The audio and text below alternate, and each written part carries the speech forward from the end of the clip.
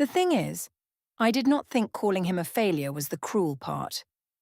2 glasses, 1 birthday lunch, and of course his mother looked at me like I had finally said the sentence she had been waiting for. I thought I was telling the truth about a man who had stopped trying. Then Galina unlocked her phone and showed me what her failure had been planning. By the time I understood the screen, my husband had already stopped belonging to me. My name is Elspeth Kane. I was 37, and I worked as a senior mortgage risk analyst for a bank where people's futures came to me as files. The thing is, I believed I was good at seeing stability before anyone else named it. 2 screens, 1 risk score, and of course I told myself judgment was not cruelty if the numbers agreed. That Thursday, the compliance floor smelled of stale coffee and warm printer paper. Most of the desks were empty, but my lamp was still on, making my loan files look cleaner than they were. I had spent the whole day deciding which families looked safe enough on paper to borrow money for homes they had already imagined. Mikhail waited downstairs with soup from the Ukrainian cafe near the station and my spare shoes in a canvas bag because rain had soaked the pavement outside. My husband had always remembered things like that. Umbrellas, train delays, my shoes, whether I had eaten. Years before, he had helped me prepare for my first promotion interview by sitting across from me at our kitchen table, asking practice questions until midnight. He had written small notes on index cards and tucked one into my coat pocket the next morning. It said I already knew how to enter a room. Back then, that sentence had made me brave. Now he stood in the bank lobby with his worn leather folder under one arm and a paper soup container in his hand, and I saw only the tired shape of him. He had left consulting 8 months earlier after Galina's stroke. His mother needed help with appointments, forms, exercises, and all the ugly little tasks that illness leaves on tables. He said it was temporary. He said he was working on something. He always said things like that with calm hands and no proof I could show anyone. When we reached the glass doors, he asked softly if something had changed between us since he stepped back from work. His voice was careful, almost polite. What he meant was that he missed me. What I heard was that he wanted me to pretend his pause had not cost us anything. I told him nothing had changed. I said the audit season had been heavy. I said he was making the soup into a serious event, and of course I smiled like that made me kind. My phone lit up before he could answer. Marcy had texted that a man with no upward motion became household furniture if a woman let herself get sentimental. I turned the screen down too late. Mikhail saw the movement. He did not ask to read it. He only looked at the leather folder under his arm, then at the rain moving across the glass. 2 shoes, 1 soup container. No crime, I told myself. Then he stopped offering to carry my bag. The rooftop drinks event happened 1 week later, on the bank's private terrace, where the glass panels made the city look expensive even in bad weather. The air smelled of wet stone, white wine, and the small lemon trees somebody in events had arranged near the heaters. The thing is, those rooms always made sense to me. People arrived wearing their value where others could see it, and I knew how to read them. 2 partners near the bar. 1 black coat on my shoulders. No reason to feel hungry when I had already eaten at my desk. Leon Hartman arrived after the first speeches, late enough for people to turn when he stepped out of the lift. He worked in private wealth, which meant he spoke softly about money other people shouted for. He was 43 with silver at his temples and a watch that did not need to be large to be expensive. Marcy saw him first. She touched my elbow and said, "Men like that did not wait for life to give them permission." She said it lightly, but lightness was how she handed me knives without making them look sharp. Leon found me near the terrace rail while 2 senior partners discussed commercial exposure behind us. He said my risk presentation had made caution sound almost seductive. Then he added that some women made risk look elegant. He said it where they could hear. That mattered. I wish it had not. Mikhail admired me in kitchens, in train stations, in hallways where nobody took a photo. Leon admired me under terrace lights with people nearby. There is a difference when your childhood has taught you to count witnesses. I said Leon was generous. He said he was accurate. I laughed before I could make the laugh smaller. He asked where to send a private market note he thought I would enjoy. My work email was printed on the card clipped to my name badge. My thumb still opened my personal contact screen. That was the first clean choice. Not the message later. Not the lie. The phone in my hand unlocked, while Mikhail's name sat in my recent calls. I gave Leon my number. Mikhail called at 9:18. I remember because the terrace heater clicked off at the same time, and a woman beside me complained about the cold. His name appeared on my screen while Leon was describing a members' dinner where half the city's money pretended to be casual. I let the call ring until it stopped. Then I texted that the event was still running and I would be late. By then, 2 of the partners had left. The catering team had started stacking glasses near the service lift. The event was not still running. I was. Leon walked me to the lift later, but not all the way outside. That was how he moved through risk. Close enough to suggest, far enough to deny. He said I deserved rooms where nobody mistook restraint for virtue. I carried that sentence home like perfume. Mikhail was at the kitchen table when I came in. The apartment smelled of dill, lemon cleaner, and the tea he drank when he could not sleep. His leather folder sat beside him, closed. He had not changed out of the dark sweater he wore when visiting Galina. He asked about Leon. Specific. Factual. No raised voice. He said Leon had texted me after midnight 2 nights before about the private side of ambition. He said he had seen the notification when he plugged in my phone because I had left it almost dead on the sofa. Then he asked what had happened. One named incident. One real question. I heard surveillance. The thing is, my mother used to sit at our narrow dining table when I was 13 and say she had married a gentle failure. My father had lost his job that year, and after that, every quiet thing about him became proof. His soft voice, his clean shirts, the way he waited for interviews that never called back. She said a woman's life collapsed in stages, and the first stage was defending a man who had stopped climbing. So when Mikhail asked about Leon, I did not hear fear. I heard the first page of a report he had written about me. I told him Leon was a work contact. I told him high-level people did not stop communicating at 5 because ordinary men were uncomfortable. I said he had been away from serious rooms too long and had started treating every message like a threat. He looked at the table for a few seconds. His thumb rested on the edge of the leather folder. He said he was not asking about serious rooms. He was asking why I had turned my phone away from him twice. That was worse because it was smaller. Small things are hard to deny without looking exactly like the person denying them. I opened the fridge, though I did not want anything. There was yogurt, half a lemon, and the soup he had bought me in a glass container. He had saved what I had not eaten. I said he was building a case out of gestures. I said not every woman wanted to be monitored by a man who had paused his own life. He did not answer fast. The kettle clicked behind him. Outside, rain tapped the kitchen window with dry little sounds. Then he said he had paused his work because his mother had needed help standing up from a chair. He said he had thought I understood that. Of course I understood. That was what I told him. But the word pause stayed in the room after both of us stopped speaking. The next morning at work, Marcy leaned across the break room counter while I stirred coffee I did not want. She asked whether the great caretaker had survived one harmless message from a successful man. Nia was at the microwave, heating soup in a container with a red lid. She had been my friend long enough to know when my jokes had teeth. She asked if Mikhail was all right. I said Mikhail was always all right because nothing moved him unless it came with instructions. Marcy laughed. Nia did not. That was the first step back. Not a dramatic one. She only took her soup out before the timer ended and said she had a call. Later that week, Marcy repeated one of her lines while we walked past the loan review desks. She said Mikhail had become soft accounting furniture, useful but not exactly thrilling. I laughed because silence would have made my earlier complaints look ugly.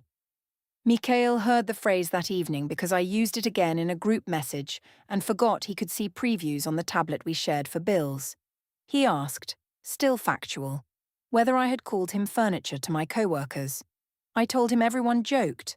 I told him he was becoming too delicate for a man who once advised companies on their losses. He put the tablet on the counter, screen down. That tiny action produced a new rule without him saying it. He stopped using the shared tablet after that. 2 accounts. 1 password changed. No fight.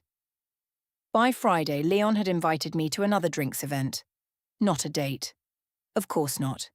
He called it a small circle of serious people. I told Mikhail I had a late risk committee review. He nodded and wrote something in the small notebook he kept beside the kettle. Neutral calendar notes, I assumed. He had always liked writing things down. That night, I wore the black dress with the narrow sleeves. Mikhail watched me from the hallway and said, I looked sharp enough to cut glass. There was love in that sentence. I heard defeat. Galina's birthday lunch was at a small Polish restaurant on a side street where the windows fogged whenever the kitchen door opened. The place smelled of dill soup, rain on wool coats, and fried onions that clung to everyone's sleeves. Mikhail had reserved the table by the window because Galina liked to watch people walk past with umbrellas tilted against the wind. The thing is, I did not arrive planning to hurt him. That would be easier to explain. 2 coats on the hook, 1 silver house key in my pocket. No speech prepared. Galina sat with her walking cane hooked over the chair beside her. She wore a blue cardigan and small gold earrings shaped like leaves. Her face looked thinner since the stroke, but her eyes had not lost any of their sharpness. She saw everything and saved most of it for later. Owen was already there, rolling his sleeves up because the restaurant was too warm. Rachel sat beside him, checking her phone between polite smiles. Nia had come because she still believed in behaving decently, even when rooms became uncomfortable. Mikhail helped Galina sit, adjusted her chair away from the draft, and asked the waiter to bring hot water before she asked for it. He did it all without making a display. That was his problem, or what I called his problem then. His care moved quietly through objects and expected people to know what it meant. Galina thanked him after the soup arrived. She touched his wrist and said he had given up so much for her these past months. The table softened around him. I hated that softening. Not because she was wrong. She was not wrong. Mikhail had taken her to appointments, filled medication boxes, handled pension letters, cooked food she could chew when her mouth still pulled slightly to one side. He had done the work. He had also let the work become the whole visible story of him. Leon texted while Galina was still speaking. His name lit up under the table bright against my thigh. He had written that I should be at the members' dinner tonight, not playing Nurse Family. I read it once, then again. Marcy was not there, but her voice was. Men become furniture. Truth sounds cruel only to weak men. A woman can love someone and still refuse to drown beside them. Galina said Mikhail was a good son. She said some people showed love by staying when life became ugly. I lifted my glass. At first, my voice was light. That mattered. Lightness gives people permission to misunderstand you until it is too late. I said Galina had raised a kind man. Then I said, kindness did not pay for a life. The table paused, but not fully. Rachel glanced up. Owen's hand stopped near his water glass. Nia looked at Mikhail first, not me. Mikhail's face did not move much. His hands rested beside his plate, one close to the leather folder he had tucked under his chair because he had come from Galina's appointment that morning. Galina looked at me with that stillness old women use when they have decided not to rescue you from yourself. I could have stopped there. A bad sentence. A bitter one. Survivable, maybe. But the first silence gave me the old heat. I mistook it for power. I said everyone kept acting like Mikhail had made some heroic sacrifice. I said he had left a real consulting path and hidden behind his mother's recovery because nobody wanted to call failure by its name. I said some men dressed fear as duty and waited for applause. Owen said my name, low and sharp. That produced the next consequence. His chair scraped back an inch, not enough to stand, enough to show where he was no longer sitting inside my version of the room. Galina did not look at him. She kept looking at me. Mikhail asked quietly if we could not do this at his mother's birthday. That was his debrief. No heat, no public correction. The quiet was the point. What he meant was that there was still a door. What I heard was that he wanted me to shrink the truth until it could fit under the table. I said he always wanted the hard parts moved somewhere private because private failure was easier to polish. I said Galina deserved honesty after raising a man who had become everyone's responsibility. Then I said I deserved another man, someone who still knew how to stand in the world. The table went silent person by person. The waiter stopped near the next table with a tray of tea glasses. Rachel's mouth opened slightly and closed. Nia put her napkin beside her plate. Owen stared at me like he recognized our mother in my face and did not want to say it out loud. Mikhail looked at Galina. Not at me. At her. That small mercy made me angrier. Even then he protected her before himself. Galina's hand moved to her phone, which lay face down beside her plate. She did not lift it yet. She only rested her fingers on the black case. Mikhail bent and picked up the leather folder from under his chair. Slowly. Not dramatic. Just careful. He slid it under his arm, the way he had carried it in the bank lobby, and stood. He thanked Galina for lunch. He told Owen he would call later. He told Nia to take the seat away from the draft if she stayed for tea. Then he walked toward the coat room. No slam. No accusation. No scene I could use. The restaurant stayed too warm. A spoon clinked somewhere behind me, and the sound seemed rude because nobody at our table had moved. I laughed once, too dry. I said he was punishing everyone with dignity now. Nobody picked up the line. Galina lifted her phone at last. Her hand was steady. She told me I had no idea what her son had been planning. I said if he had been planning anything worth seeing, maybe his wife would have seen it first. Galina turned the phone so the screen faced down again. She said not here. Those two words were worse than a speech. They created a future appointment I had not agreed to. I followed Mikhail to the coat room because people were watching, not because I wanted to repair anything. The coat room was narrow, with black hangers and a small brass hook where my wool coat hung above his. His hand was on his coat sleeve when I reached him. I told him he had made his mother's birthday uncomfortable. He looked at me for the first time since standing. He said, indirectly, that I had done that before he left the table. The sentence was not cruel. It was too plain. Behind us, Owen appeared near the hallway. He did not speak. He only stood there between me and the restaurant, as if he had become a line I could not cross without seeing it. Mikhail took his coat and left through the front door without mine. That was the visible consequence. Small, practical, humiliating in its own quiet way.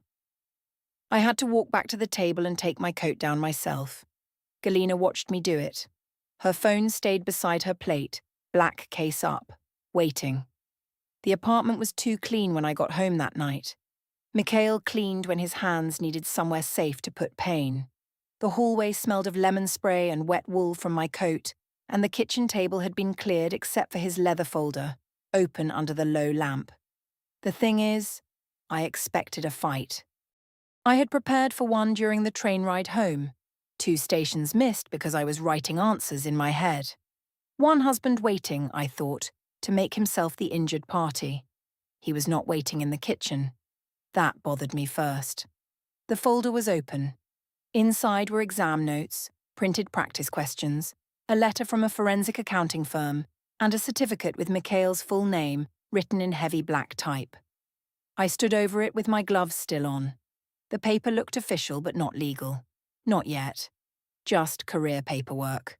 Proof of movement I had not been invited to praise. He had passed a certification exam months earlier. Behind it was an email thread about a senior role. Not consulting like before. Something more specialized. Better paid. More serious than the work he had left. There was also a draft message addressed to me. It had no date at the top. I read only part of it. He had written that he wanted to tell me when Galina could walk unaided to the bus stop. He had written that he did not want to offer hope before he could hold it properly. He had written that I had already been carrying enough. The door opened for one breath. Not guilt, not apology, something plainer and worse. His quiet had not been empty. He had been building while I called him still. He had hidden the uncertain parts not because I was outside his life, but because he thought he was protecting me from another disappointment. The folder was not a prop. It was a room he had been working in while I stood outside calling it a wall. My glove creaked when my hand closed. Then I shut the door. I told myself secret effort did not count if a wife had to find it like evidence on a kitchen table. I told myself protection was another word men used when they did not want to be challenged. I told myself he had let me look foolish beside people who thought he was doing nothing. Of course that mattered too. Mikhail came in from the bedroom carrying a laundry basket with folded shirts. His wedding ring was still on. I looked at it before I looked at his face. He said he had not left the folder there by accident. That produced a new silence, because now the table had become a statement. I asked if this was his grand reveal. I said if he wanted credit for rebuilding, he could have used words before his mother had to threaten me with a phone. He placed the basket on the chair. He said his mother had not threatened me. He said she had stopped herself because it was still his choice what I learned and when. His voice was calm, but the calm had changed. Before, it had reached toward me. Now it stood where it was. He said this was not about one sentence at lunch. He said it was the months of jokes, the way I introduced his choices as failures, the way I let Marcy turn him into a warning sign, the way I gave Leon the public respect I made Mikhail beg for at home without ever admitting he was begging. Naming the pattern. Not one incident. The accumulation. I hated the accuracy because it gave me nothing clean to refuse. I said he had made every major decision in silence and then expected me to admire the finished product. The words came out sharper than I planned. He nodded once. He said that was a fair sentence. That should have disarmed me. Instead, it made me feel robbed. If he could accept one true accusation, then he could leave the rest standing. I told him fairness did not make him noble. I told him people did not get to disappear into caregiving, secret exams, secret applications, and then return asking to be seen as men of action. He looked at the folder. His eyes moved across the certificate, the draft message, the email thread. He closed it slowly. That quiet action tied itself to the rest of the night. The folder had been open when I arrived, and now it was closed while I was still speaking. A decision marker. I did not call it that. I told myself he was being theatrical with office supplies. He said he was sleeping in the guest room. I said that was convenient. Another clean retreat. He took a pillow from the bedroom and walked past me without answering. For the first time in years, he did not ask if I had eaten. The next morning, his wedding ring was on the kitchen counter beside the silver house key. Not thrown. Not placed on a note. Just set there in a small white dish we used for loose coins. I stood in front of it for longer than I want to count. 2 objects. 1 counter. No raised voice. I took a photo and sent it to Marcy. She replied 12 minutes later, not immediately. She said he was escalating and that I should stay calm. Stay calm was not her usual language. Marcy liked sharp. Marcy liked dramatic. Marcy liked women taking up space. Now she sounded like someone stepping away from a spill before it reached her shoes. Rachel messaged in the afternoon asking if Mikhail was okay. Not if I was okay. Mikhail. Nia did not message at all. Owen called once.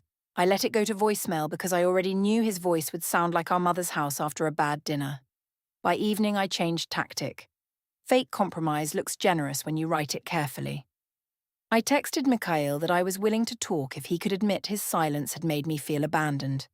That was true enough to send. It left out lunch. It left out Leon.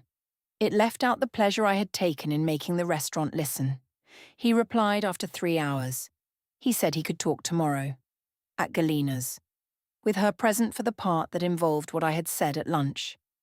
I stared at the screen, then put the phone face down on the counter. The apartment clicked and settled around me. The guest room door was closed. His leather folder was gone from the table. That absence did more work than any argument.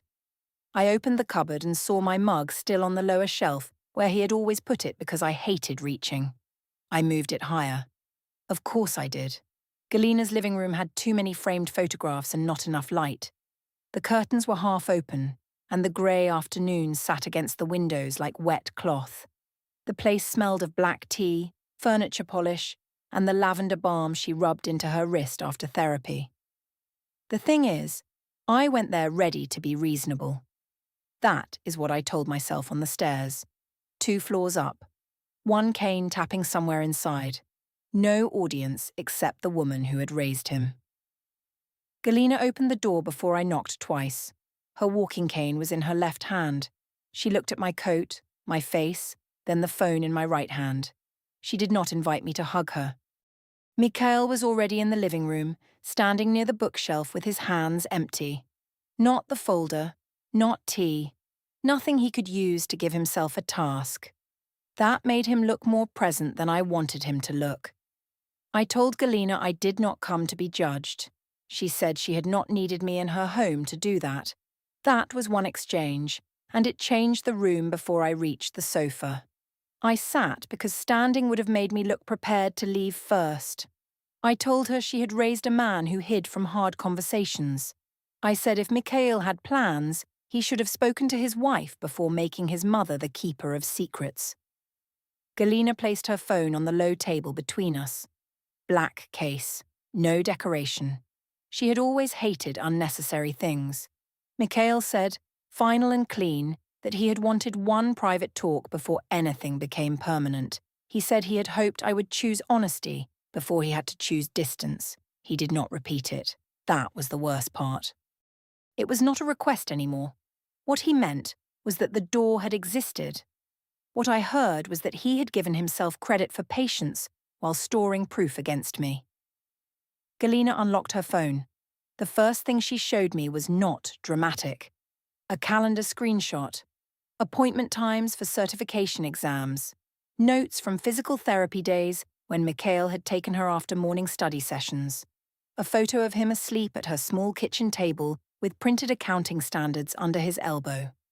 I said anyone could take pictures of being tired. Galina did not answer that. She swiped. There was an email from the forensic accounting firm. Formal, clean, dated 3 weeks before her birthday lunch. Offer details. Start window. Salary range. I read the number twice and then looked away because the amount did not fit the version of him I had been using. Mikhail watched my face. Not hungry for victory. That would have been easier. He looked tired of waiting for me to put down a weapon I kept calling language. Galina swiped again. There was a lease inquiry for a small flat near her building. Not signed. Not final. Just a record that he had been looking. Quietly. Carefully. Without putting a public wound in front of me before he had decided if he could still stay. My mouth tasted metallic. I asked if this was supposed to embarrass me. Galina said no. She said I had done that part without help. That sentence produced the next consequence. Mikhail looked at his mother and touched her shoulder once, not to stop her, only to steady the space around her. She played the voice note. His voice came through the phone, smaller than it sounded in rooms. He said he did not want to punish me. He said he was trying to separate what was pain from what was marriage. He said he still hoped I would sit with him once, privately, without witnesses, and tell him whether I wanted him or only wanted him to look different in public. Galina stopped the recording before it ended. The room did not need the rest. I reached for my own phone because I needed Marcy. Not advice. Not even defense. I needed the old speed of her, the bright reply, the little flame of someone telling me I had not become the villain in my own room. Her last message sat under my photo of Mikhail's ring. I typed that Galina was staging an entire trial from her sofa. Marcy read it. No reply came. One grey read receipt. No speech. That was all. It landed harder because it was so small. I put the phone on my lap, screen down. Mikhail said he had not filed anything. He said no papers existed yet. He said Monday morning was an appointment, and I could still come to the table as a person rather than as a performance. I heard finality pretending to be mercy, so I chose the one sentence that was true.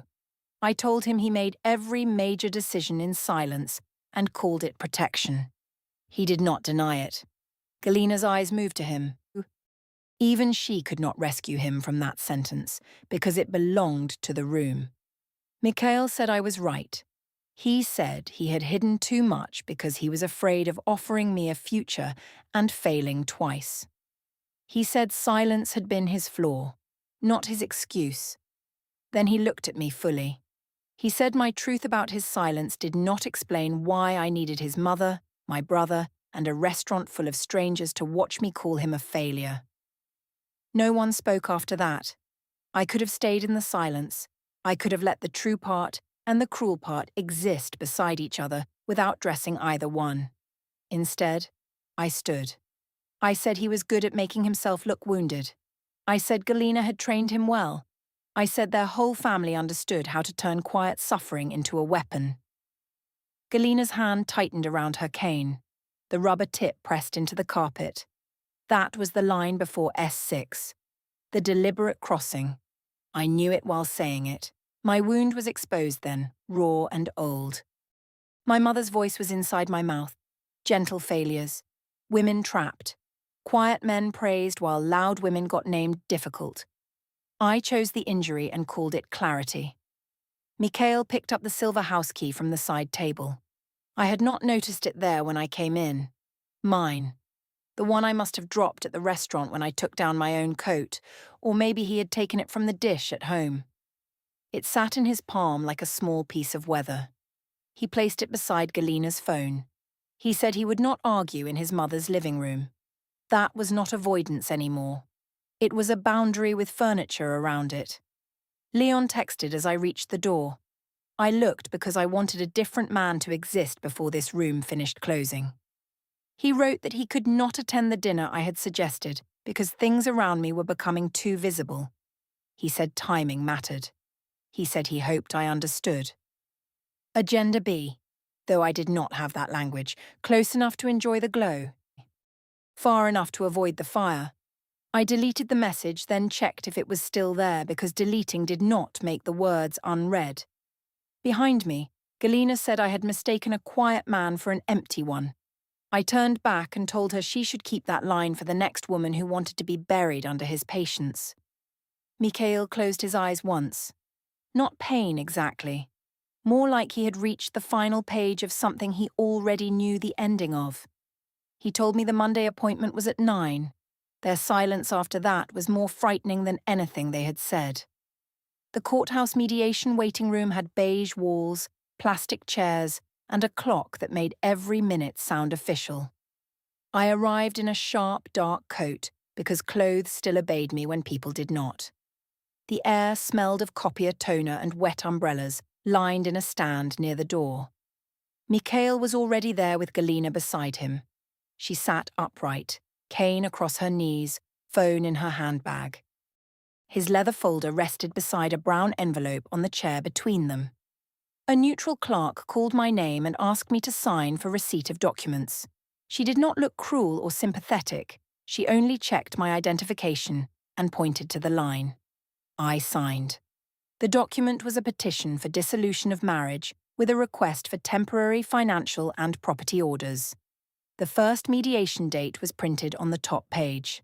The evidence list named the restaurant incident, the messages with Leon, the shared tablet previews, Galina's phone records, and witness statements from Owen and Nia. My hand kept pressing the corner of the envelope flat, though it was already flat.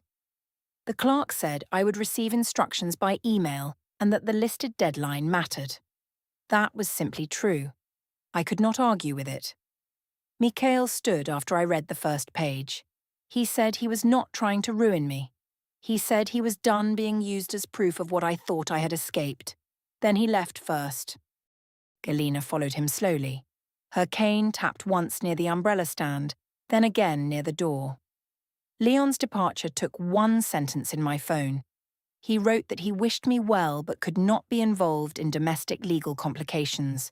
And then our message thread disappeared before I finished reading the preview. After that, the days became practical. I moved into a short-let studio above a dry cleaner where my coats smelled faintly of steam even inside the wardrobe. The joint savings account changed access after the temporary order, and the number on my banking app looked smaller every Friday. Nia stopped answering lunch invitations. Owen called Mikhail directly, and Rachel sent one careful message saying she hoped I was getting support. Marcy avoided the break room when my calendar showed office days. At work, two senior partners who used to ask for my read on difficult clients now kept meetings short and copied HR on anything involving me. The thing is, I thought public admiration would protect me from a small life. Of course I thought a quiet man was the danger, because quiet was where my mother had taught me to look for failure. I kept demanding proof that Mikhail could stand in the world, and when he finally stood, he stood outside my reach. His leather folder was gone from the apartment, but a pale rectangle stayed on the kitchen table where it had rested under the lamp. The silver house key remained in Galina's living room, beside a phone I had dared her to use.